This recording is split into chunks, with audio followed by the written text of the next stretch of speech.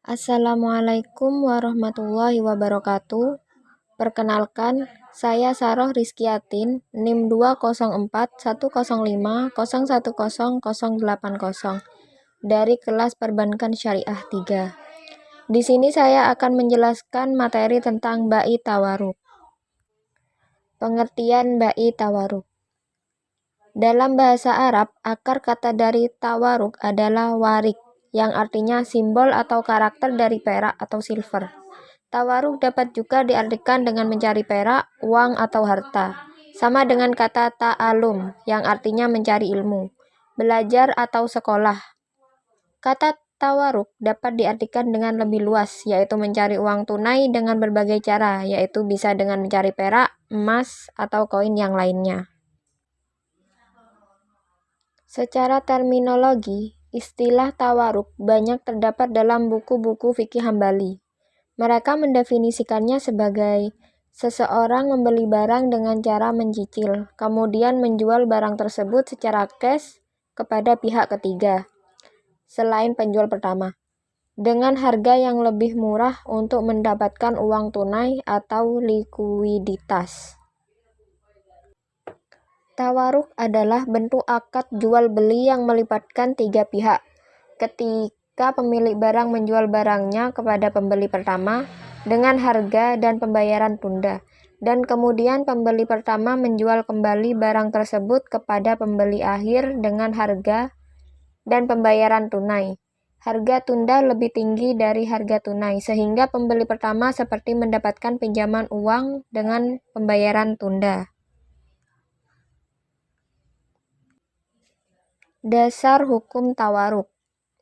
Hukum tawaruk mubah, haram, dan makruh.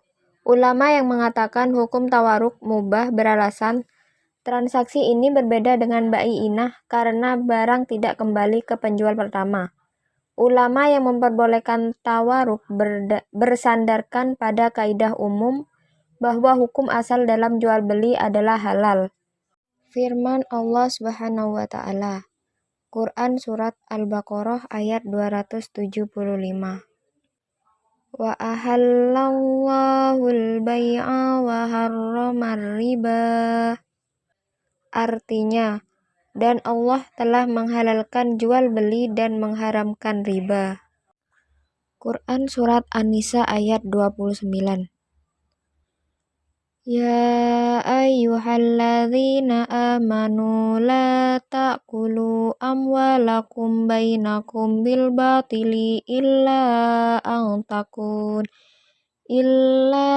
takuna tijaratan an taradin minkum wa la taqtulu anfusakum innallaha kana bikum rahima.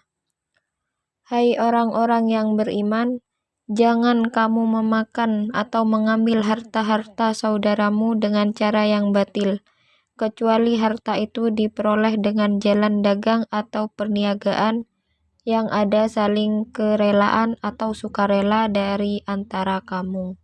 Hadis yang tercatat oleh Al-Bukhari dan Muslim terbukti telah mendukung transaksi ini. Ketika salah satu petani kurma dari Khaybar datang dan membawakan kualitas kurma yang terbaik kepada Nabi Muhammad SAW, Nabi tersebut berkata, "Apakah semua buah kurma dari Khaybar sangat baik mutunya?" Petani itu menjawab, "Tidak.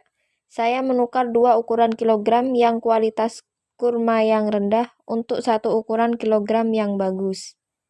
Terkadang saya harus menukar 3 ukuran kilogram yang kualitas rendah untuk 1 ukuran kilogram yang kualitasnya bagus." Lalu Nabi Muhammad melarang petani untuk melakukan transaksi itu dan malah menyarankan untuk menjual semua kualitas rendahnya agar mendapatkan uang tunai, yaitu berupa koin perak pada zaman itu, dan lalu menggunakan uang tersebut untuk membeli kurma dengan kualitas yang bagus. Dengan demikian, hal ini menunjukkan legalitas dari transaksi jual-beli, di mana maksud dan niat yang berlainan menggunakan suatu media dapat diterima dan dilakukan dan bebas dari riba secara eksplisit dan implisit. Jadi untuk mendapatkan likuiditas dengan media ini, tawaruk, sudah seharusnya diperkenankan apabila memang diperlukan. Pendapat ulama kontemporer Dr. Rafiq Yunus Al-Misri berpendapat bahwa hukum tawaruk bervariasi tergantung dari kondisi. Di antaranya, 1.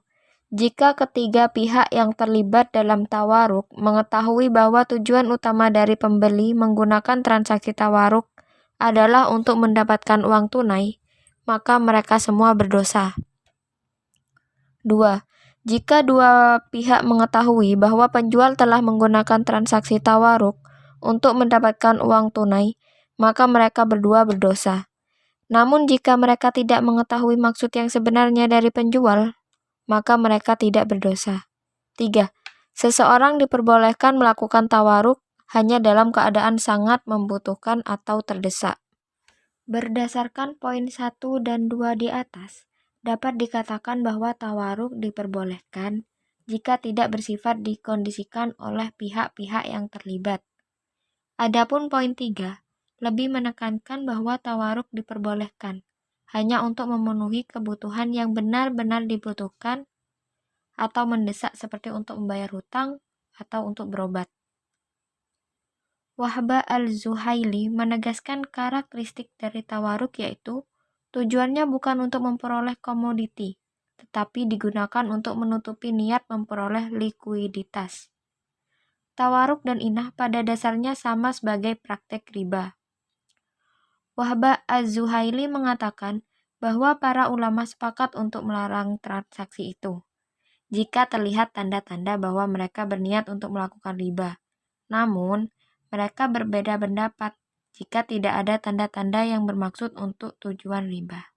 Demikian penjelasan dari saya tentang materi bai tawaruk. Terima kasih. Wassalamualaikum warahmatullahi wabarakatuh.